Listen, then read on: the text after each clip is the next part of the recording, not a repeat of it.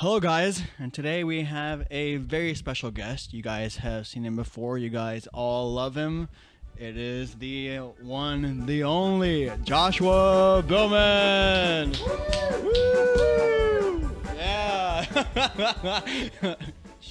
Shout out to all 5 people that Let's watched go. our first episode because the audio quality was really bad. Yeah. So the audio quality was terrible in our first episode. I didn't wait. know. And we got some ASMR. Oh, I don't know if you knew this, but I'm actually hijacking your channel to do ASMR. I love that. I love that. So before we start, I don't think our fans know you that well. So I want to do something a little bit fun. Okay. I want you to create sort of like a dating profile about you. Just kind of like if people were to like at first glance, like what should they know about Joshua A Billman? dating profile. Yeah, not really Like dating what I profile. would put on Yeah, Tinder? yeah, but just getting to know you. You know. All right. My name is Joshua Billman. I am 24. Yes, I want kids. I'm kidding. Okay, maybe dating profile isn't the right thing to start with. I've been in but- Austin for about a year and a half. I'm an electrical engineer. I graduated from A&M. Woo, Texas Aggies. What kind of hand signs do you guys do? I do the gig'em. The gig 'em. the There you gig 'em. go. I do weightlifting and film photography. He is my quality police. Quality police. No, Yeah. but also we're roommates, Mm-hmm. which is important context. Yeah. You came to live with me in Austin temporarily, Yeah. Uh, and then it kind of became and more. then it became more than temporary, which is all right. Also, I'm sick because for some reason you chose to invite me on the 1 week when I'm sick. So I hope everyone enjoys my grovelly, sick Hey, voice. it's just ASMR. It's just ASMR. You mentioned film. How long have you been doing film for? I actually picked it up like almost a year ago exactly. Oh, I got a flashback on Snapchat from when I first bought the camera. nice. Yeah, and it's just something I've always been like interested in from afar, and So why film versus digital? well, one is like I spend all day at work working on electronic stuff, right? Like I work on computers for a living, and so I think the separation from screens actually feels really nice. Like not having to look at a digital display kind of like made it much more appealing. And then also like it being a fully mechanical system, like that's like new territory for me, right? Like obviously there is some electrical stuff, but it's almost completely mechanical, which is something I haven't messed with. It's also like chemistry too. Because of the film. All the film, like I haven't gotten into development yet, but like the film and the way it works is all based on chemistry and like light sensitive materials. Yeah. So it's really interesting. It's like the combination of a lot of different smart people that no one really does anymore, but it's still supported. So I mean, it's gotten quite a comeback nowadays. yeah, Would it's had an uptick for sure. Yeah, because I know it's an old system, but the fact that it's had an uptick is really surprising to me. Is it just because of the quality of the photos that people can get versus digital? It's definitely a lot of it is definitely the look. The aesthetics of it. Yeah, the aesthetics of it. The word people like to use is soft. Like film looks very soft and like vignetted. It looks like you went back in time, right? It looks Right. like if you like recall a memory or something, like at least for this generation, every time you look back in time or at old photos, it looks like that, right? Right. So everyone automatically associates that kind of picture with the good old days, you know? Right. Which brings a lot of nostalgia, which is like why a lot of people like it. And you don't even have to have it. You can have sharp, good-looking images still. Mm-hmm. But I think that's what initially attracts a lot of people. Another thing is there's two other big things too. Two and other it's, big things. It's like the delayed dopamine response of having I see. having to wait to get the films because you take the pictures. It's the delayed dopamine, and then it's also like the living in the moment because you can't Right. look at the photos. So there's nothing to do once you've taken the photo unless like you want to take another photo.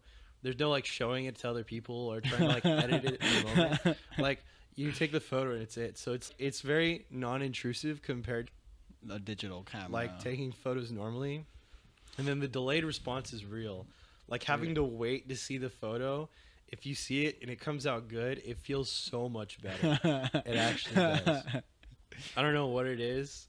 I think it's just like maybe it's just the generation of all of us, you know, doom scrolling and having access to everything all the time. It feels great to see a photo come out when you have no clue until you see it. You know? Right. Have you? So you said almost a year. Have you noticed a improvement of your photography skills over the past year? Oh yeah, 100%. 100%. Yeah, dude. If you What are some of the worst photos you've taken? one of the worst, some of the worst. Actually, first of all, Mhm. some of the worst photos taken on his film cameras are pictures taken of him by other people. Oh yeah. Whenever I ask someone or whenever they offer to take a photo of me, I try to walk people through. Like I'll set all the settings correctly myself, and then like kind of walk you through how to like pull focus. And yeah, it's not that easy, especially for everyone's used to just kind of clicking. So Click, click, click, click. but yeah, so the worst photos are usually of me because Yeah. other people have to take them. No, dude, they've gotten so much better. If you look back a year, like you can literally look back at my first roll compared to the one I did at Big Ben. Yeah. The first roll to Big Ben is night and day. Like, Do you still have the first roll? yeah, I still have it. We'll have to look at it sometime. There's photos of like my cousin's cat Tucker when Uh-huh. they first got him, and they're all blurry as shit because I didn't know what I was doing. I took some okay photos outside, but most of them are also blurry. I messed with settings I shouldn't be, so like some of them are like really bright and some of them are really dark.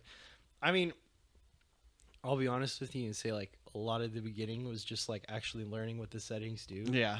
And now that I know that, they're like way better, but I think I'm still pretty far off from what people would describe like a proper photographer Yeah. or like one you would pay money for, right? I'd pay money for your services. Would you have me like do your wedding?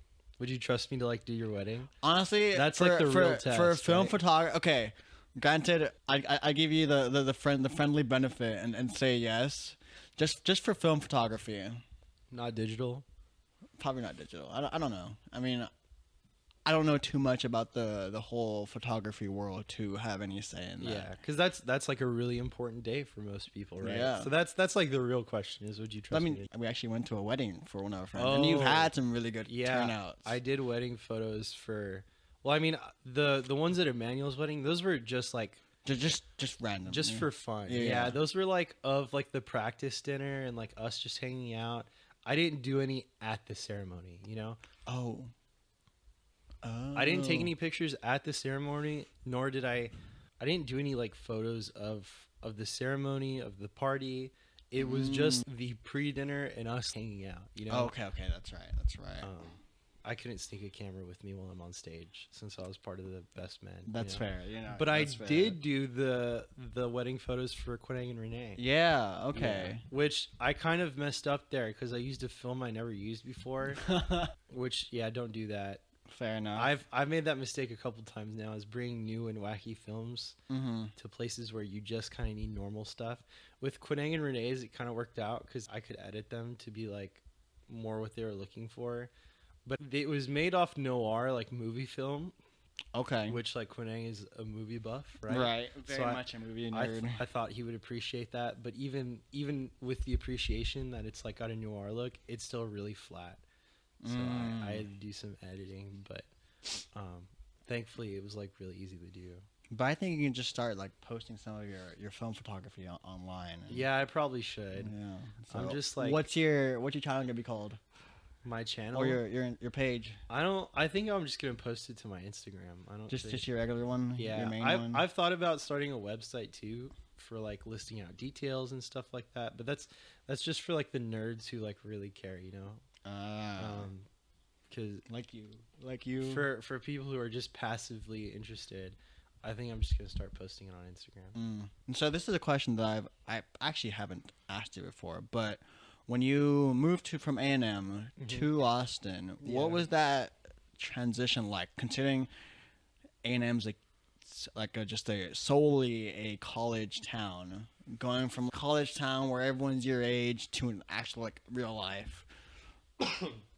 A&M's not solely a college town. I mean, Oh, they got what's it called, Bryan? yeah, there's Bryan, and a lot of the town is there just to support the university, but there's still a town there.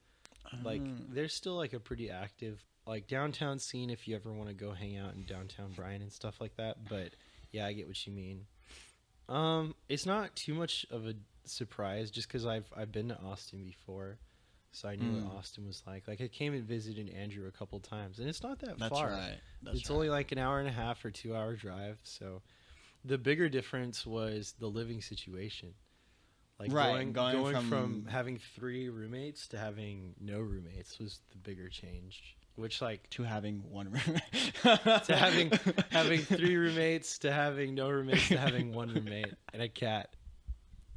Yeah, that was the much bigger change. And what was that like? I'm more curious about going from roommates to going alone. Yeah, it's so quiet, which is weird. Because, when I was living with 3 other guys, we all had our own bedrooms, but we shared bathrooms. And, there's always something going on. People are always, like, moving around, coming in and out.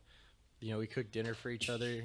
You always see each other. And now there was always something going on, and all of a sudden it just becomes, like, really quiet once you graduate. Which, like, some people obviously like. And I do like to some extent, but it was nice always having people to talk to and stuff. And that's why I kind of default to spending a lot of time on Discord. Yeah. And a lot of the guys do, since we're kind of scattered across Texas. And, like, most of us have friends within the areas we're at, but, there's always someone to talk to on Discord. So if there's ever Right. just, like, a quiet moment where you're not really doing anything, it's just, like, an easy place to just chat. Gotcha. And then how did it go from going to no roommates to one extra? You're Hold on. Before, I will say, because I went from living on my own to also kind of getting a roommate. And I will say that having a roommate is so nice because, first of all, cost. Second of all, like you said, it's just nice to have someone to talk to. And every now and then, I just like to bother you, even if you get annoyed. And then just like splitting responsibilities as well is so helpful. Yeah, it really is. Taking care of this place by myself was kind of difficult. And it still is sometimes. Like, it feels overwhelming just between work and all that stuff. But no, you're an easy roommate. Yeah. I've said that before. You don't have ego. You're willing to work. I've had some roommates where asking them to do the dishes is out of the question. Dude, asking them to cook anything is out of the question. So just the fact that you're willing to share meals, clean stuff every once in a while, that makes you already a solid roommate. And we basically have the same sleeping schedule too. And sometimes we just go wild and go, wow! Yeah, and you have that stim out. Whenever we stim out, it goes crazy. Sometimes we got that synchronized stim out. I think it was it was yesterday. That was just I kept burning you out and I was just stimmed out all day. So no, you're a good roommate. Thanks. Yeah. Yeah. I've said that multiple times. I'd vouch for you as a roommate. Even though I don't pay rent. I mean, you help. Well, you help now. It's funny. Earlier, you mentioned that the best parts about roommates is the price, and I was just kind of looking at you Fuck you. yeah. How does Yeah. Joey wasn't paying rent for a little bit. We've worked on an agreement to where he's contributing now, but when he first started, he was unemployed, so obviously I wasn't going to charge him rent. I wasn't just going to start whittling down at your bank account because, one, you're a good friend of mine, and 2, I don't need the money. So Yeah. A decade. Mm-hmm. Oh my gosh. Dude. Yeah, we've known each other for a decade. All right. Trivia time. Trivia time. Yes.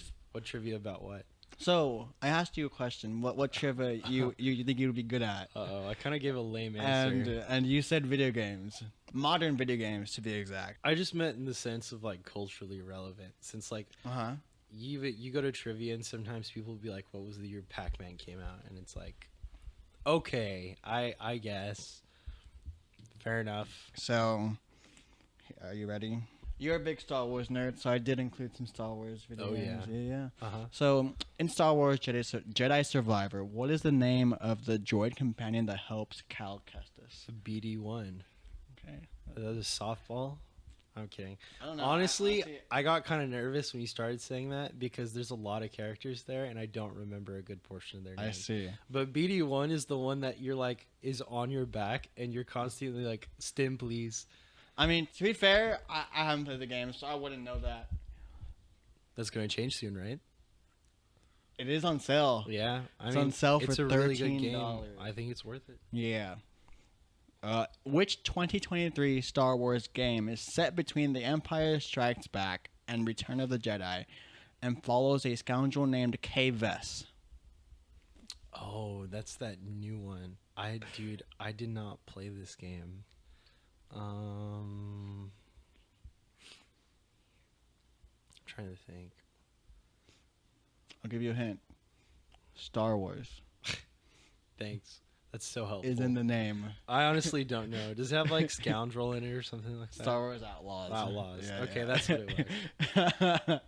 Yeah, unfortunately, when that game came out, everyone was like, "Eh." So I was like, "All right, I'll pass on this one." Why? It just had apparently like kind of a nothing burger story. Nothing. What is that? Like- what is Nothing Burger? Nothing burger is in like filler episodes and stuff like that. Where stuff happens, but it doesn't really affect anything else, or there's no implications anywhere. So, when you say you're a fan of Star Wars, are you a fan of the main lore, like the canon, or do you care any about like side things or fillers? Oh yeah, I like the side stuff too. I mean, just like any proper Star Wars nerds, the all the side stuff is called Legends. Oh, It's just you start off, you're like, why are some people's lightsabers green and blue, and why the hell did Mace Windu have purple? And then next thing you know, you're like studying the Empire Commander badges, so you know what level they are. It's just when you're a nerd with a lot of time on your hands, it's just I think fun. I haven't gone too deep, and to be honest, even if I did, I wouldn't remember much. Mm-hmm. But I think some of the legend stuff I know are like Darth Revan, Mara Jade, The big one is Starkiller Star Killer. from like the video games. Okay, I do recall him. Yeah. In Legends, in like the non-canon stuff, Mhm. Luke is like really strong too. I've heard that. He's I've way heard Luke cooler. was like He- insane. He Doesn't he? pulls down like an entire Imperial Star Destroyer Doesn't he himself. get with Mara Jade? I don't know. You haven't gone that. I'm not like that big into it. I'm just kind of like surface level on like the non-canon Okay, stuff. and then I think Darth Plagueis part of Legends. I think he's officially canon now from Okay. the Acolyte, but not a lot of people find that show very credible. So it's kind of like eh. Gotcha. Because I think his story is the most memorable because he actually likes. And I may be completely wrong. Again, I don't recall, but I think he like created like I think it was immortality or something like that. I don't remember. Yeah, when you get outside of the canon stuff, the stuff gets ridiculous, but it's kind of fun, you know. Yeah. So, but that's like pretty much the whole like all Star Wars that I know, other than like what's canon, the movies that I've rewatched multiple times. They're a fun watch. Yeah, no, Star Wars is great. I mean, the sequels are kind of but the rest of it's good to watch. Yeah, for sure. I mean, my parents had the Phantom Menace on VHS. When you get introduced to something that cool that early, like you're just screwed. You know? But I think your favorite show is I was gonna say Cassian Andor. It's Andor, Andor, but yeah. Cassian Andor is the main character. Yeah, Andor's kind of contentious amongst people. Is it just because it does a good job at showcasing a side character? It's because it's not about the Force and Jedi or like anything big picture really. It's about the micro that starts like the macro movements. It's more about spies and like individual insurrections and the reasons that the rebellion started and the empire came to fall. It's more about like what happens when authoritarian regimes like try to suppress people. So it's kind of like what Star Wars: The Clone Wars did for the movies, but for everything in general. Not even, because even the Clone Wars had like Jedi and stuff like that in it. In the But Force. I meant like story wise, like what happens in between. It's so much more micro than that, because it's not about like battles or wars. It's about people's lives getting affected by the empire right. and them coming to the realization that this isn't sustainable. that like the Empire is like screwing them over. Okay. Yeah. It's not. Dang. Yeah, it's much more real and grounded. I see. It's much more one to one with the world now. Basically, like you would watch that show thinking like or feeling like some of the things the characters talk about there now. Basically, obviously not to an extreme, like as extreme right. or as like prevalent, but the show's ideas kind of exist now. Okay. In a scary way. I see. Yeah. I see. That's pretty cool. It's a lot Or- of build up and a lot of payoff. It is slow, but there's a lot of tension at every point. People aren't just doing whatever and talking about whatever. There's like, steps Yeah. being taken to like climaxes, but the climaxes take time sometimes. Okay. Okay. Yeah. I like the fun fact of telling people I almost got the finals cut in a Star Wars board game. Wait, In what? an online Star Wars. I remember that online X-Wing tournament I played in. For those who don't know, X-Wing is like a Star Wars board game, and it's like a minifigures game, so kind of like Warhammer, but way less complicated, like more watered down. Right. During COVID, I entered an online tournament for it because I was like, screw it, let's see what happens. Okay. And there was 350 people in the online tournament, and they took That's a lot. they took the top 64, and I placed 73rd. That's crazy. I was 9 people away from even less. Or no, I was 9 people away from making. That's the final cut. crazy. Yeah. Dude, that's been so long. I still remember that game we had where I borrowed your ships. And like I made one insane move that got me like in between 2 of your ships, and I killed both of those ships in one go because I also had insanely lucky rolls that just Yeah. decimated you. No, that game was awesome. It was a lot of fun. It was very fun. Unfortunately, now it's like a lot of. For those who don't know, it's a lot of work to set up. Oh yeah. It's a lot of work to set up, but it takes a lot of time. So like it's hard to play like as adults since we don't like live close to each other anymore. But we've talked about it. Not with me. Well, I also stopped playing the game, so Yeah. I've thought about playing here in Austin. There's like groups who do that here in Austin as a way to meet people. But like at the same time, it's like most of the time these are people quite a bit older and usually people who are married. And Yeah. it's usually like predominantly men just because it attracts like autistic guys, you know? Which there's nothing wrong with, but I think there's just like better things to do with my time. Just like getting away from fixing your 3D printer. yeah, no, like weightlifting or like photography or like I've told you about like the robotic stuff. Yeah. Just yeah. like I think things that are more creative or like better for me physically, rather than like I don't think I need to like train myself strategically. Or You don't like, think so? I'm not like that competitive that I need to like be playing people in I board see, I games and see. stuff like that. I think it's just like I think now I'm at a point where I'd rather either be like learning new things or just doing stuff creatively or like trying to make myself physically more fit, you know? Yeah. I feel like I'm pretty competitive. At times I can be. I think with rock climbing, me and Leo, another friend of mine, were kind of hand in hand, and it was a mix of like him being the better climber or me being the better climber, and then him and then me, and we were going back and forth. And I stopped climbing for a while, and during that time, I wasn't worried about who was better, who was worse, but Leo was still kind of like, "Oh, you're gonna lose your spot, or I'm out climbing you," not in a, like a derogatory way, but and Just now like a friendly way. yeah, and now that I'm getting back into it, I'm like, Leo, I'm gonna train, I'm gonna dethrone you, I'm gonna cause you some injury that's gonna make you not climb for the next 4 months, just so I can Get ahead. yeah, exactly. Mildly competitive. I mean, everyone has like moments of time, right? Obviously, if we were playing Call of Duty, I would get pretty competitive there, right? Fair enough. Like fair I'd probably enough. be yelling across the apartment. Yeah. I'd probably come over here and unplug your computer if you started winning, right? Everyone has just different investments in different That's things, fair. right? I don't know if there's something that we're both particularly skilled at that we'd be competitive in, you know? I don't think so. We might maybe like when we're playing Satisfactory, maybe we get competitive That's there. true.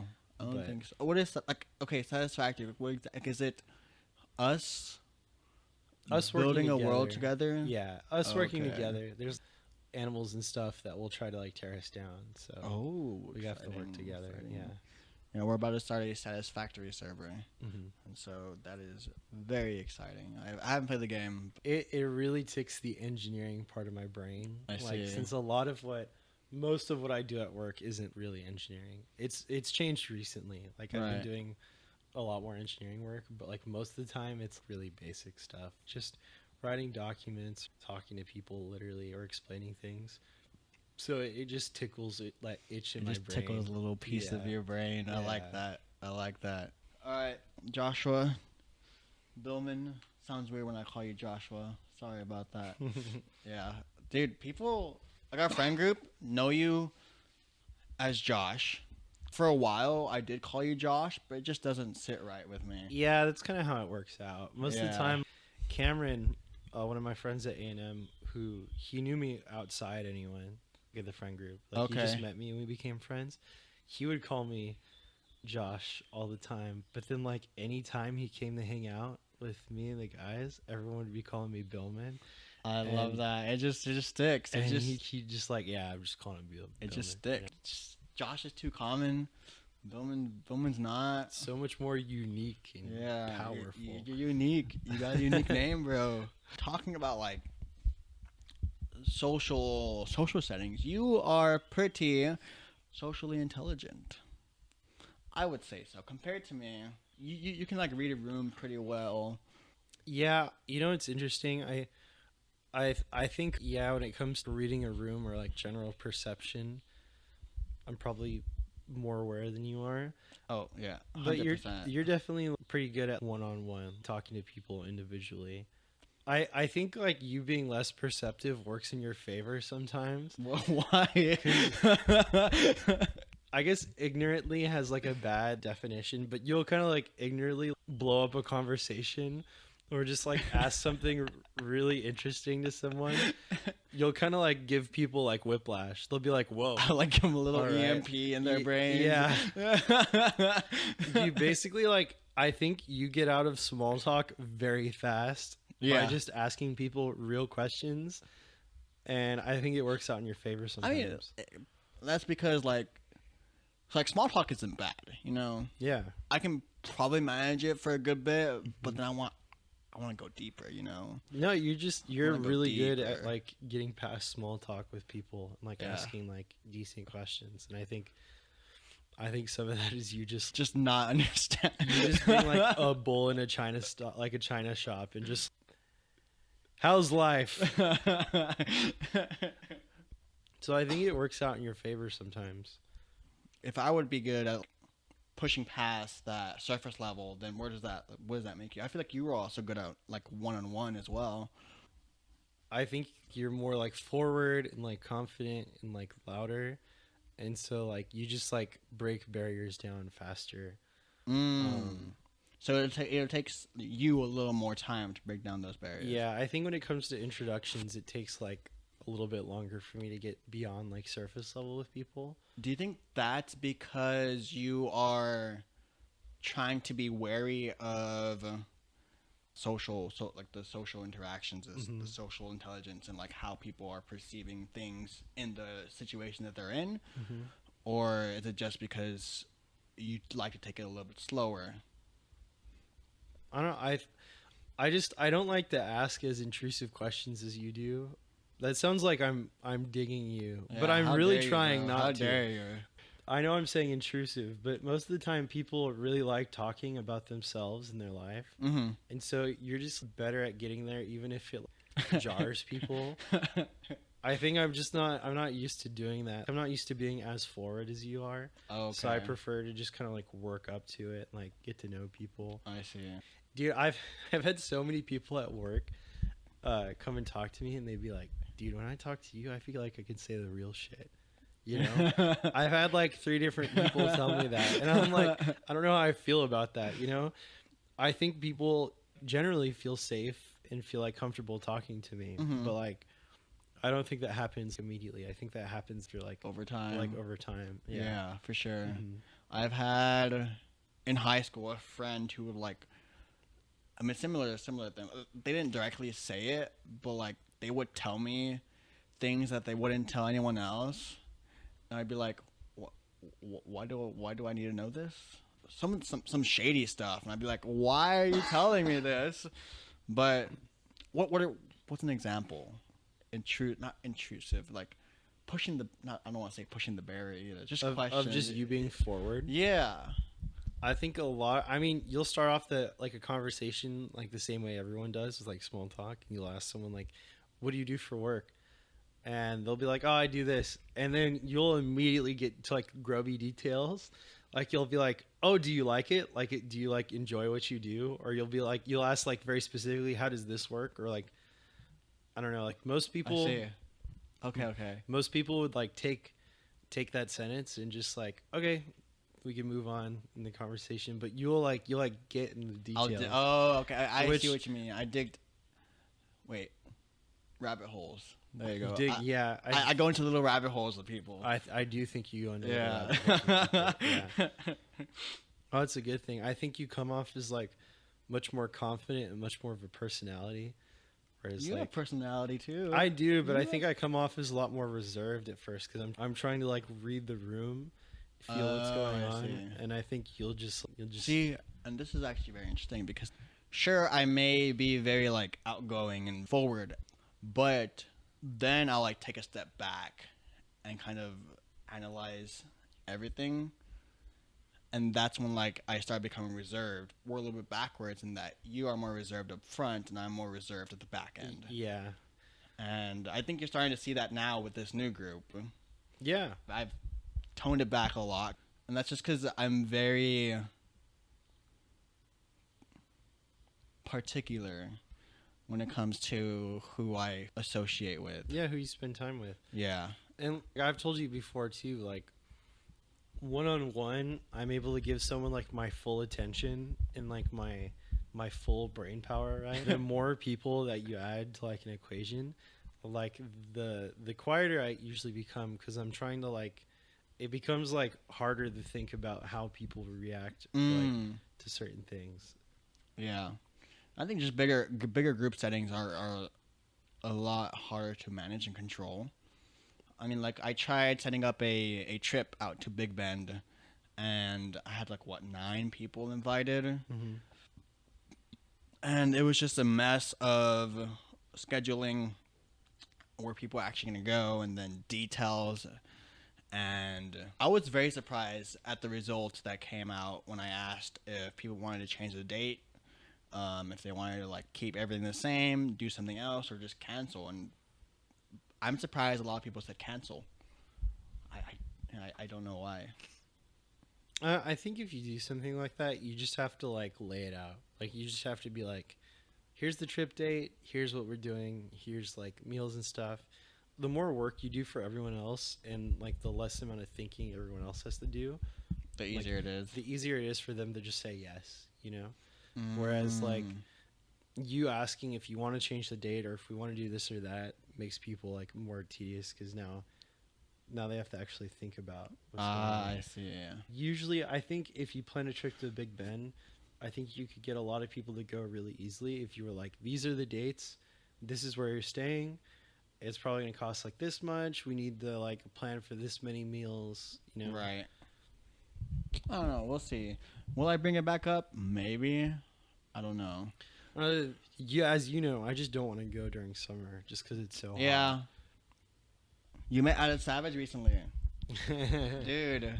Yeah, that's sick. I did meet Adam Savage recently. How was that? That was awesome. He's a pleasure. Did you have any was it just hello, can I get a picture? Or did you have small conversation? I had a chance for a small conversation, but I was honestly just awestruck in the moment.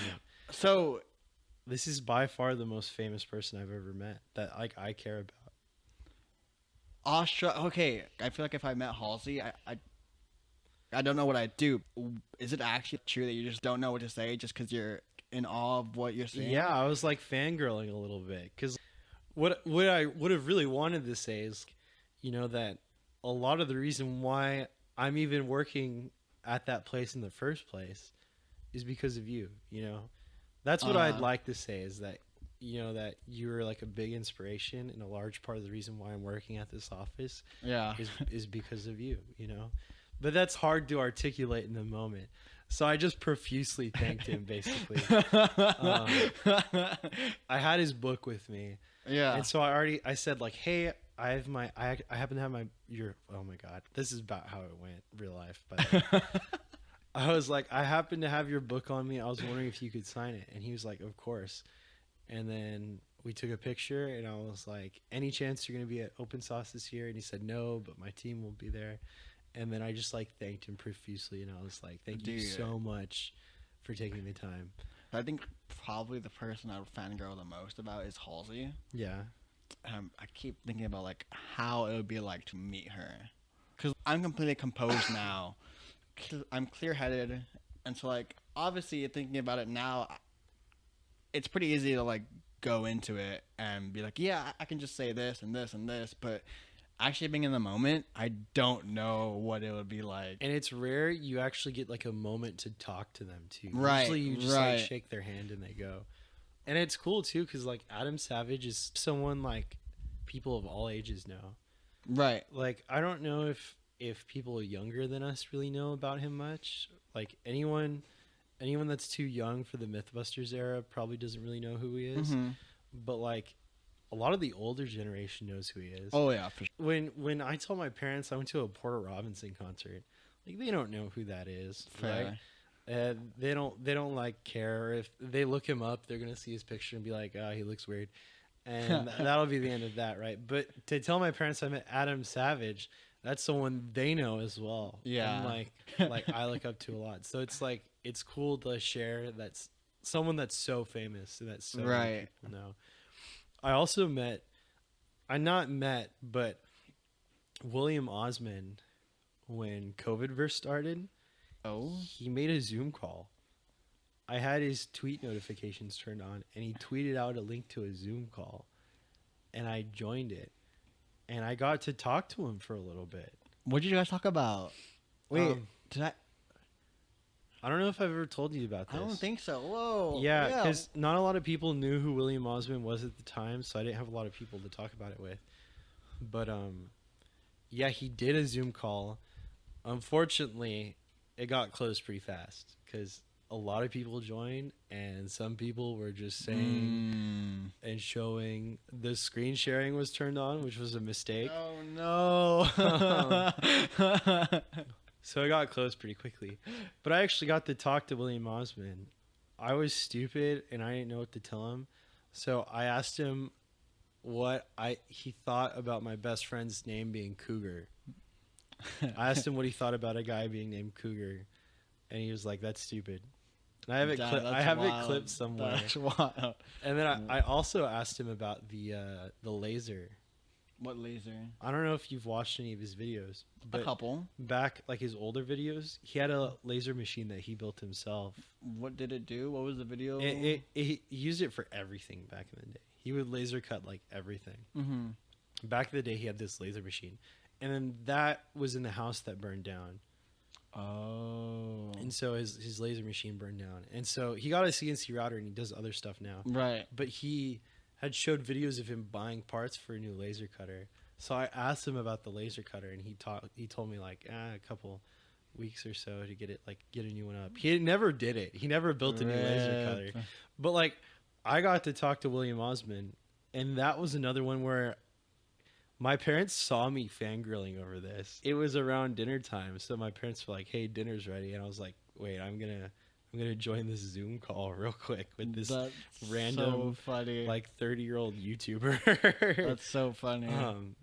Yeah. So yeah, I actually got to exchange words with William Osmond, which was really funny. That's pretty cool. Yeah. What do you guys think of someone being named Cougar? Like their actual birth name as Cougar. Birth name is Cougar. Yeah. I want to hear your thoughts. But that's pretty crazy. Not a lot of people knew who William Osmond was, so they didn't really care. Yeah, I've watched a couple. Now of he's become like more right famous. So It's pretty cool. You know what's funny? That's crazy. He did that on his wife's like school Zoom account too. His wife is a school teacher. Oh, really? And he started the Zoom call on her account. That's actually pretty funny. That's pretty class. That's pretty class. I like that. Do you want to talk a little bit about like what your plan is for this podcast at all? For this podcast? Ooh. So, yeah, I mean, I think I want this podcast to kind of just shine light on like a general people's kind of stories, and just talk with people, get to know them, and hear their interesting stories. There are a lot of interesting people out there. Yeah. And also kind of, since I have ADHD, also kind of bring like light into that disorder and just make people a little more, at least a little bit more aware of it. Because I mean, it does affect me. I mean, yesterday was pretty rough for you, to say the least. I was EMPing you left and right, bro. Yeah. When he says EMP, he means like saying stuff that's stupid and just confuses me. But yeah, I think it'll just be like kind of like just general. Like I don't really have like any. I guess the specific niche would be like ADHD, but it's just people in general and their stories, and getting other people to understand that they might not be alone in whatever they're going through in their own life or their own struggles and stuff. Do you have any like quantitative goals for the channel? Like, are you looking to reach a certain like subscriber count or a certain amount of views per? So I think I actually talked about this on the last podcast episode. You would know if you actually listened. I'll listen for a few minutes at least. Okay. I try to get in a few minutes. I respect that. At the bare minimum, I do try to listen for a couple minutes. Honestly, I will be completely honest. I do feel like the solo episodes are a little bit harder to listen to, at least for me, because there's just I'm just not good at them yet. Yeah. And like the episodes with guests are a lot better because it's easy to go balance back and forth between people. But as far as quantitative goals, I mean, I don't even know how many subscribers or like viewers I have. I think I have like the most views I have on a video is like 30 something. I think I've gained 2 new followers in the past 2 weeks. So I'll probably say like at least like 10 followers in the next month will be pretty good. I've been enjoying the process, but I said I would do it for 6 months. I think after this month, it'll be 3 months. Yeah. And so I think by 6 months, if I have like 25 like new followers or even 50, that'd be pretty good. Yeah. I'm not expecting anything too grand, to be honest, but the boys have been talking more about like doing some online stuff. Oh yeah, like what? Yeah, like Gil and them, just because people recently have been more unhappy with their jobs, basically. And like you look at like yesterday, we were watching Ludwig's Mario Kart tournament. Yeah. And Gil was like, "Damn, bro, they're playing Mario Kart right now. We have to go to work on Monday." Which, like, at the end of the day, you know, there's a lot of stuff to unpack there. One, that Mario Kart tournament is probably not making money. Like Ludwig's probably losing money on running that. And like 2, obviously not everyone could be influencers. Yeah. There do need to be people at computer companies and at oil wells and stuff like that. But there's been like some more small nods as to starting something like this amongst the boys. So I think it'd be so cool. Like, I mean, I started this 3 months ago. Yeah. So I came to live here officially in March. I think I started it then. Like we talked about this even before I started it for about like 2 months. Yeah. It was just an idea at that point. And then I decided to actually start doing something. And thankfully to you, I have a space, a camera, and I've enjoyed the process 100%. I think that's what's important too. I think like, you know, a lot of people get a kick off seeing like likes and views and like stuff like that. But I think what really matters and what keeps you doing this for like a long time is actually like enjoying the process of making these. Because if you don't actually enjoy the process of doing this, like recording and making the YouTube videos, Right. then it becomes like a grind. Then at that point, Well, I mean, like I've dabbled in like gaming content, and you actually remember that I dabbled in like trying doing a vlog. Do you remember that? Yeah, I remember that. Those quickly died. I remember you asking me what video editors to use, me telling you, and then you downloading them on your laptop in that moment. Yeah, I've tried multiple things, and so I've dabbled like in video editing, but nothing ever stuck. Now that I'm doing this, I don't know. I don't know what it is. I can stay and do the actual video editing for this sort of like process and not feel like it's a chore. Yeah. What defines this as successful to you? Like, what's your bookmarker of like I've made it with this? A sponsorship, A sponsorship, a deal. If you can get a sponsorship, like even just one, then I'd be like, okay, that is good progress. That's a good like goal to work towards. Yeah. I feel like, and I think because like I feel like once I have one, then the next one will be a little bit easier, and it'll just get easier after that. yeah. Aside from that, I think ultimate success will be having Halsey on the podcast. Getting Halsey on the podcast. Yeah. Hey, start reaching out to her now. Honestly, yeah. Might be 10 years in the making, but hey, we'll get there eventually. To say that I've done it would be having a sponsorship deal. For this podcast, for me to say that I have successfully done my podcast, it would be to have people that I look up to. I see their content, I'm like, man, that's helped me. Yeah. And have those people on. And also to be able to have people say the same exact thing to me. Like, if they meet me, I want them to have the same reaction you had for Adam Savage. Yeah, it might be a long way off from there, but I think that gives me like the motivation to actually like do this kind of thing. I mean, wouldn't you agree? Like, wouldn't it be great to have someone say like, "Oh, I was in a really dark time during these years, and watching your content or watching your stuff helped me through those dark times." yeah, I think wholehearted messages like that are really nice. Yeah. Yeah. So, I think those two things. That's endgame. That's endgame. Yeah. Like the first main quest would probably be a sponsorship deal. Yeah, Yeah. that's the first real marker of success. But the side quest is like, how many followers can I get in the 6 months that I'm doing this? Dude, one of my friends at work, he like really, I was talking to him about open source, which Yeah. is it's like a open source like hardware software conference that we're going to. It's run by William Osmond, and it's just like a place for like people who like to make stuff and nerds to like hang out. And we're going, right? Mm-hmm. I was talking to him about it because if you have a booth at the event, like if you make something or have something to show, you get in for free.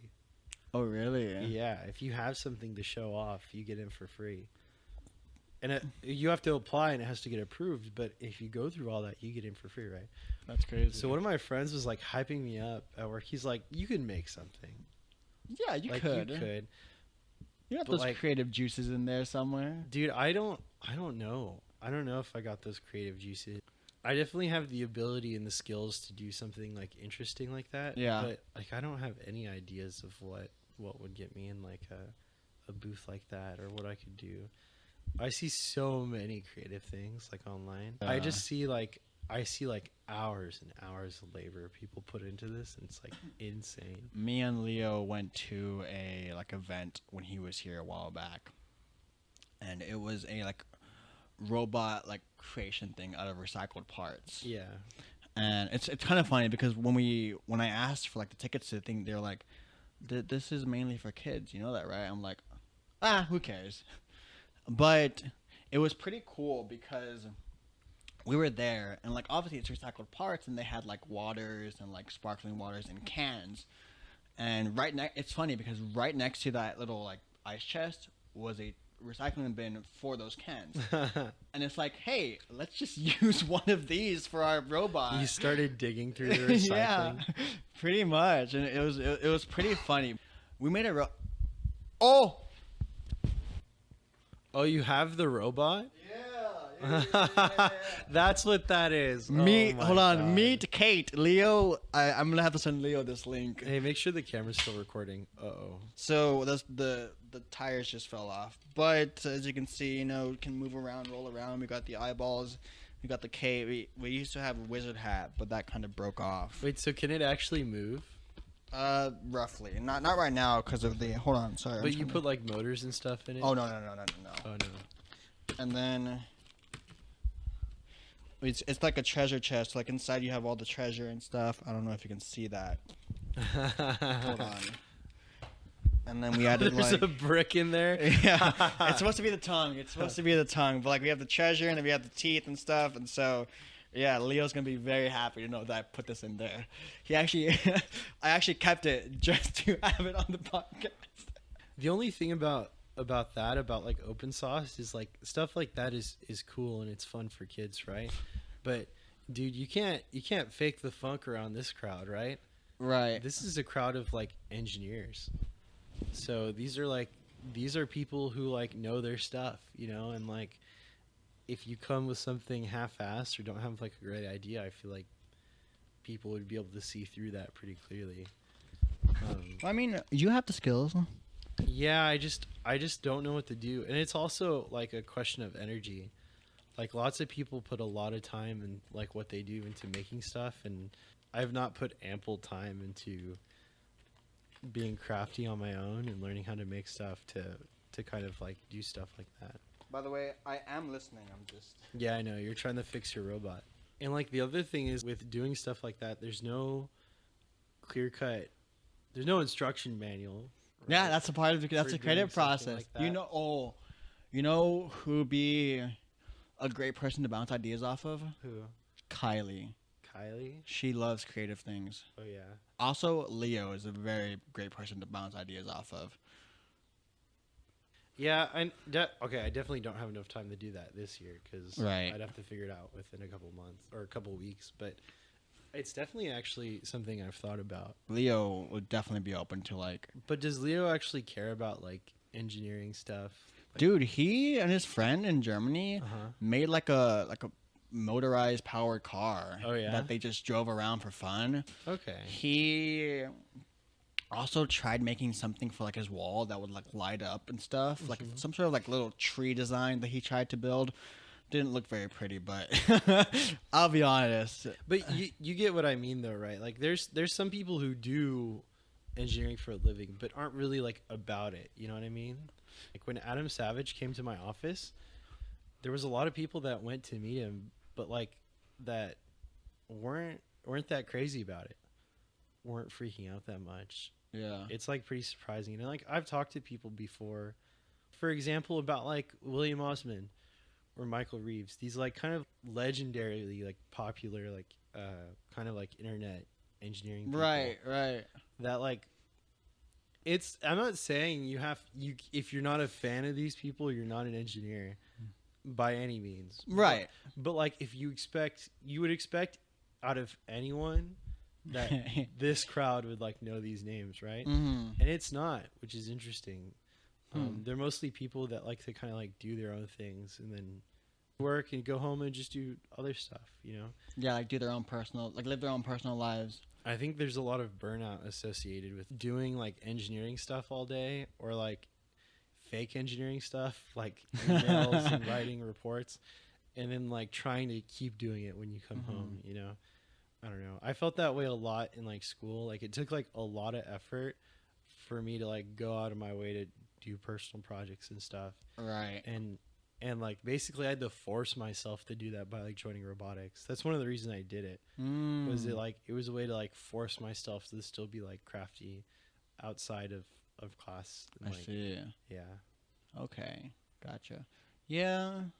I'm kind of worried about that because like if I start what's it called?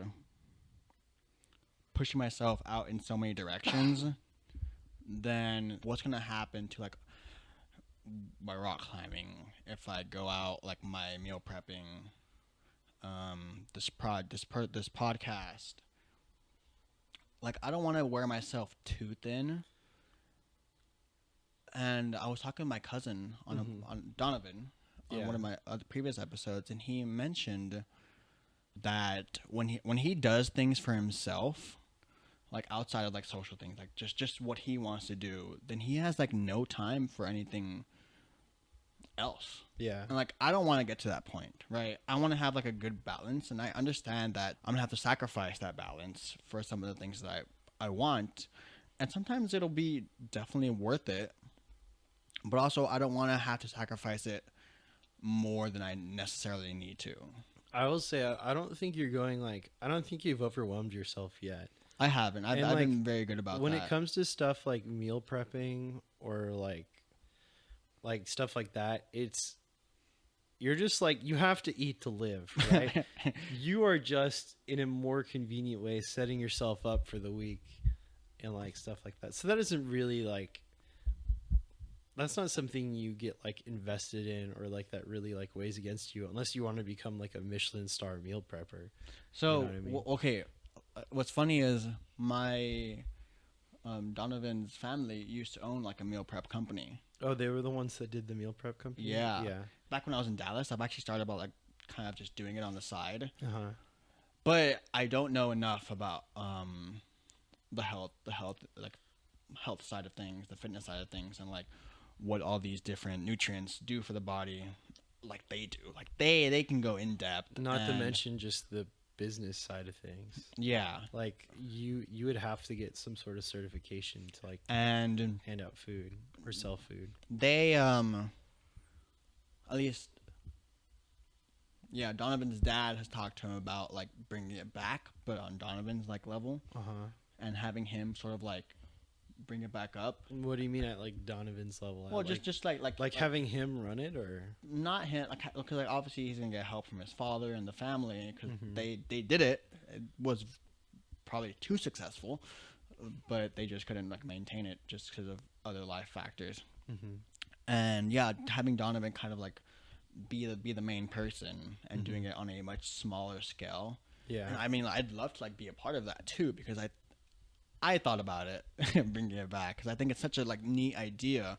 And he mentioned that you have all these other like meal prep companies that don't consider, obviously, I mean, they have the health benefits, but they don't consider some like the nittier grittier details when it comes to like health, Yeah. especially for like Donovan's real big on gut health. Mm-hmm. It's like maybe some of his stuff will focus more on gut health. Yeah. And so I don't know, it's interesting to think about. That more than health, what worries me about that kind of situation is the business and like logistics side of things Yeah, but more than anything. that would be where like Donovan's dad would come into play because he actually like ran it and did all that stuff about it. Because like there's no way you can do that out of your apartment. I mean, maybe you could, but like you would really need like Oh, I definitely wouldn't. No, you would need like a business, you know, Yeah. like a brick and mortar like store that people could go to. Mm-hmm.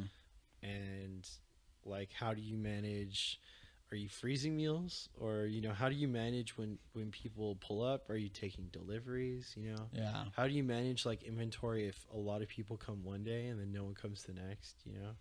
Yeah. Food is such a tricky like thing when it comes to business, Mhm. just because like it's perishable, and it's perishable and it'll go bad, you know? Yeah. If you don't eat it within a certain amount of time or sell it, that's Yeah. loss. And like I said, they've already which is done tricky. it. They were very successful with it. So like they have all the details behind that. Obviously, Yeah. I'm not gonna start it up from the ground because I have no idea what I'd be doing. Yeah. But I don't know. It's just something that I've thought about, and if he does it, I'd be glad to help him. Look at Archie. Yeah, he's falling asleep up there. But yeah, guys, thank you again very, very much. If you are watching, great. If not, you should. This has been Joshua Billman. Hello. Oh, and if you fell asleep, Wake up. Oh my gosh, dude. Dude, I could see the freaking audio thing. You could just see it, like, spikes. peak. All right, guys. I will see you guys again next time.